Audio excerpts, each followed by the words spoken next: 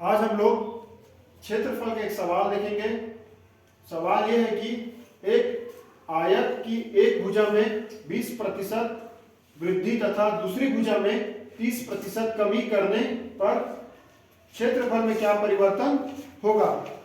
प्रश्न यह है कि आयत की एक भुजा में हम वृद्धि कर रहे हैं और एक भुजा में कमी कर रहे हैं, तो उसके क्षेत्रफल में क्या परिवर्तन आता है। ठीक है, तो हम मान लो उसका क्षेत्रफल पहले कितना होगा, 100 मान के चलते हैं।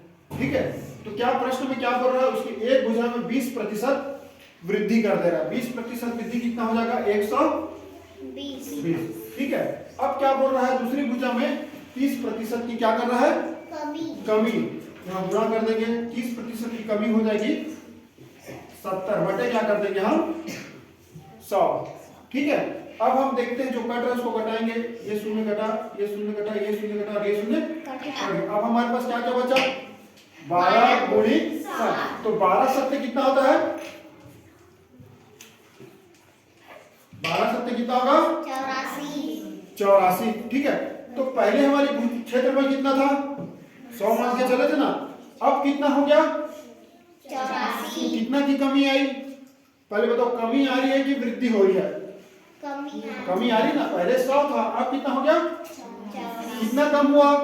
अब 100 में से हम 84 को घटा देंगे। यदि घटाएंगे कितना आएगा, घटाएंगे तो ये हो जाएगा 10 और ये हो जाएगा 9। तो 10 में से 6 कितना हो जाए और 9 में से 1 गया। तो यदि किसी आयत की एक भुजा में वृद्धि कर रहे हैं और एक भुजा में हम कमी कर रहे हैं, तो उसके क्षेत्रफल में कितना परिवर्तन होगा, 16% कमी आएगी। 16% कमी आएगी। ठीक है, तो इस प्रकार से हम इस सवाल को आसानी से बना सकते हैं। हम एक दूसरा सवाल देखते हैं, इसमें थोड़ा सा परिवर्तन हुआ है। हमारे पास सवाल यह है कि एक आयत की एक भुजा में 20% की कमी होने पर दूसरी भुजा में कितने प्रतिशत की वृद्धि होगी।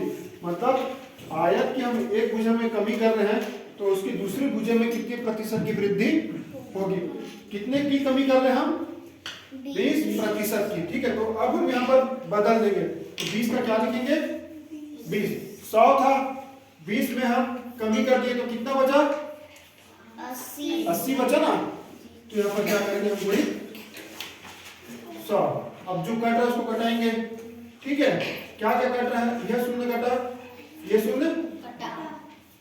ठीक है, उसके बाद क्या क्या कट रहा है, जैसे कि ये कटेगा, 4 किससे कटेगा, 4 8 के पढ़ा में 4 आता है ना, तो 4 दूनी और 4 5। ठीक है, अब ये कटेगा, 2 1 का मान 2 5 6। ठीक है, तो क्या क्या बचा हमारे पास, 5 गुणित 5 कितना हो जाएगा, 5 गुणित 5 25। ठीक है, तो यदि आयत की एक भुजा में 20% की कमी कर रहे हैं, तो दूसरी भुजा में कितनी प्रतिशत की वृद्धि होगी, 25।